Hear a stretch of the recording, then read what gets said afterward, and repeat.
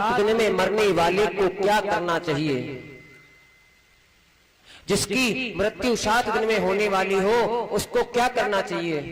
देखो, राजा परीक्षित अगर ये बोलते ना कि तुम मेरी मृत्यु को टाल दो, तो सुखदेव जी महाराज ऐसे संत थे कि उस मृत्यु को टाल देते। वो मृत्यु होती नहीं, लेकिन राजा परीक्षित ने जो प्रश्न किया है वो इसलिए किया है कि आगे आने वाले कलयुग में लोगों के लिए मार्ग प्रशस्त हो जाए, कि लोगों को मालूम हो जाए कि जल्दी मरने वाले को क्या करना चाहिए। तो क्या कहा कि श्वास श्वास पर कृष्ण भज और वृथा श्वास मत खोई, न जाने श्वास को अब रावण होई न हो। अरे ना जाने श्वास को आवन हो न हो।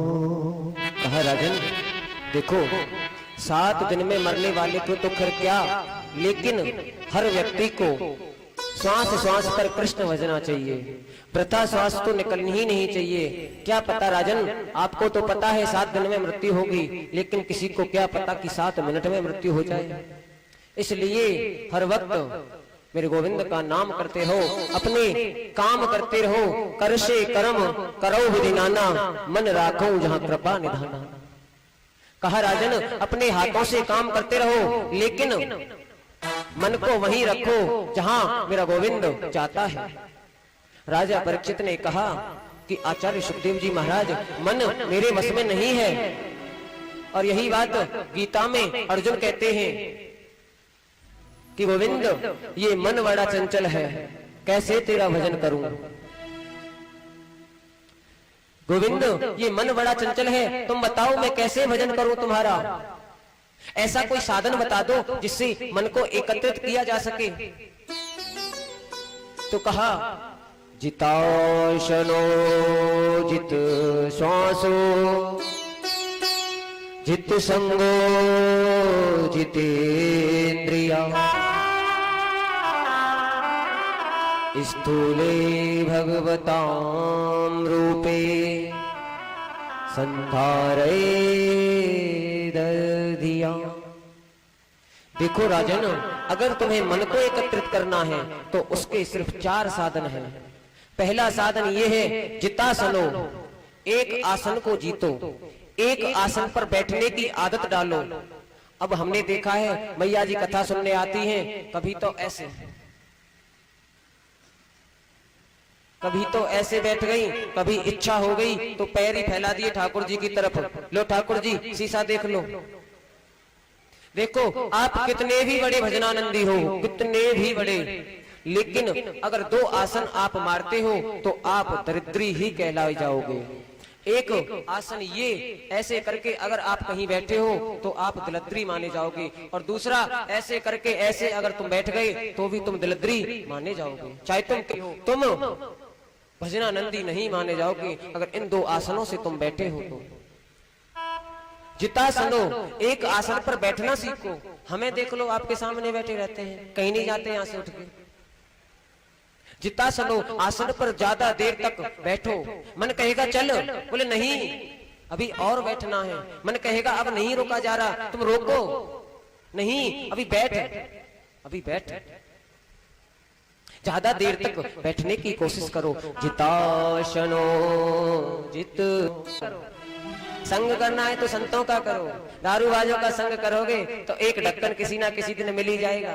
इसीलिए किसी ने कहा था कि संतन के संग लागरी तेरी बिगड़ी बनेगी, अरे दारूबाजन के संग मत लागरी तेरी घर से बिगड़ेगी।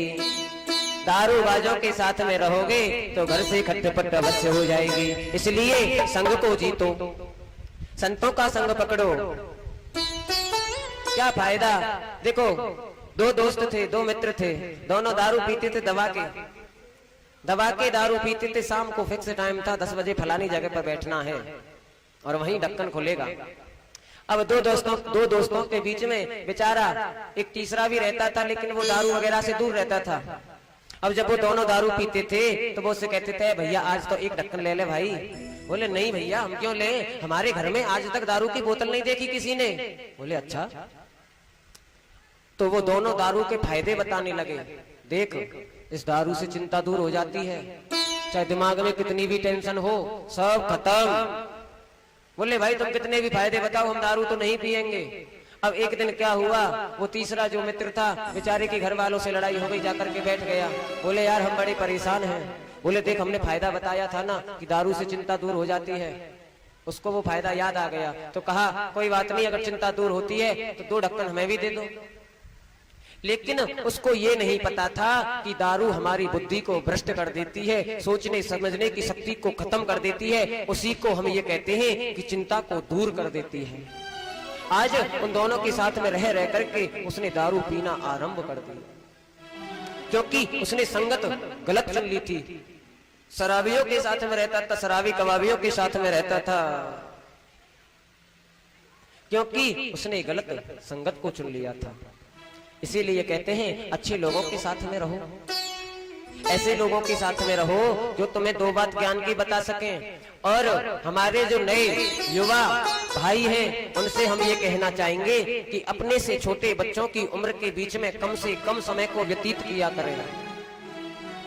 20-22 साल के जो हमारे भाई हैं हमारी जैसी उम्र के, उनसे हम ये कहना चाहेंगे कि वो अपने समय को अपनों से छोटे बच्चों के साथ में कम से कम व्यतीत किया करें। अपनों से बड़े के बीच में ज्यादा बैठे, क्योंकि अपने से बड़े के साथ में बैठोगे तो तुम्हें एक अनुभव की बात सीखने को मिलेगी। कोई बड़ा तुमसे बात करेगा तो अनुभव की बात मिलेगी। बुजुर्गों के बीच में ज्यादा से ज्यादा बैठो, चुप रहो, बैठो लेकिन चुप रहो, उनके बीच में बोलो मत, बस सुनो कि इनका बात करने का तरीका क्या है, तहजीब क्या है, कैसे बातें करते हैं, इन बातों को सीखो। ज्ञानी लोगों के बीच में बैठो। और तीसरा कहा